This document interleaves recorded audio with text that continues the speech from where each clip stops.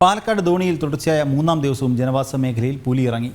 മേലെ ധോണി സ്വദേശി സുധയുടെ ആടിനെ പുലി ആക്രമിച്ചു. തുടർച്ചയായ മൂന്നാം ദിവസമാണ് പ്രദേശത്ത് പുലി ഇറങ്ങുന്നത്.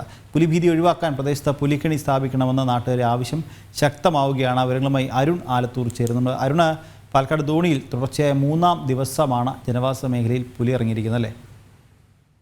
തീർച്ചയായും നിഖില്, പാലക്കാട് ധോണിയിലെ പുലിപ്പേടി തുടരുന്ന ഒരു സ്ഥിതിയാണ്. ജനവാസ മേഖലയിൽ വീണ്ടും പുലി എത്തിയിരിക്കുന്നു. തുടർച്ചയായ മൂന്നാം ദിവസമാണ് ജനവാസ മേഖലയിൽ എത്തിയത്. ഇന്നലെ എത്തിയത് മേലെ ധോണി ഭാഗത്താണ്. മേലെ ധോണിയിലെ സുധയുടെ ഉടമസ്ഥതയിലുള്ള ആടിനെ പുലി ആക്രമിച്ചു. വീടിനോട് ചേർന്ന് കെട്ടിയിരുന്ന ആടിന്റെ കഴുത്തിനാണ് പുലിയുടെ കടിയേറ്റത്. ഏതായാലും 2 ദിവസം മുൻപ് ഈ ധോണിയിലെ മായാപുരത്ത് പുലി ഇറങ്ങിയിരുന്നു. അവിടെ ജയശ്രീ എന്ന സ്ത്രീയുടെ വീടിന് ഉള്ളിൽ നിന്നും, ആ കോഴിക്കൂടിനകത്തു നിന്നും കോഴിയെ പിടികൂടുന്ന ഒരു സാഹചര്യം ഉണ്ടായിരുന്നു. അത് CCTV ദൃശ്യങ്ങൾ വീട്ടിൽ സ്ഥാപിച്ചിരുന്നു. CCTV പരിശോധിച്ചപ്പോഴാണ് പുലിയാണ് ഇത്തരത്തിൽ കോഴിയെ പിടികൂടിയത് എന്നുള്ളത് അന്ന് മനസ്സിലായിരുന്നത്.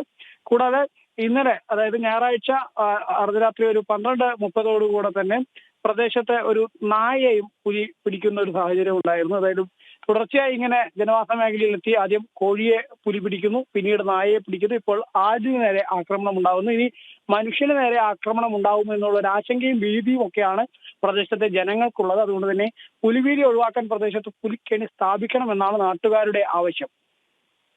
ശരി അരുണ, പാലക്കാട് ധോണിയിൽ തുടർച്ചയായ മൂന്നാം ദിവസവും ജനവാസ മേഖലയിൽ പുലി ഇറങ്ങിയിരിക്കുകയാണ്. വിവരങ്ങൾ നൽകുകയായിരുന്നു അരുൺ ആലത്തൂർ.